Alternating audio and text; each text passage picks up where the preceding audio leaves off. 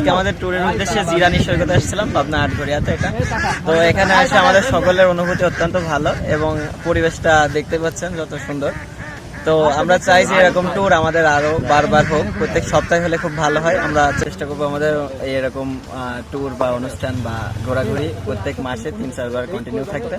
আর আজকে আমাদের ট্যুরে যারা ছিল আমাদের সাথে, যতজন 10 থেকে 11 জন ছিল, তো আমরা সবাই সহযোগিতামূলক আচরণ পাইছে এবং সবাই অত্যন্ত সুশৃঙ্খল ভাবে আসছে। এখন আমরা যদিও ভার্সিটি পর্যন্ত পৌঁছাইনি, আমাদের ভার্সিটি পর্যন্ত পৌঁছাইলে আমাদের ট্যুরটা শেষ হবে।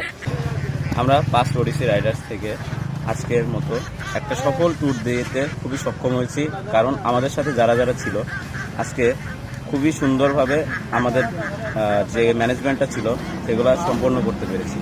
এখন আমরা আছি বর্তমানে জিরানি সৈকত। এখানে আমরা যতটুকু প্রকৃতি বিলাস করতে পেরেছি আমরা করেছি এবং আমরা চাচ্ছি আগামীতে এইভাবেই আমরা সবার সহযোগিতায় আগামীতে আরও কিছু কিছু ট্যুর দিতে চাচ্ছি। ধন্যবাদ। স্পেশালি আজকে আমাদের ফার্স্ট ওডিসি রাইডার্স ক্লাবের প্রথম ট্যুর।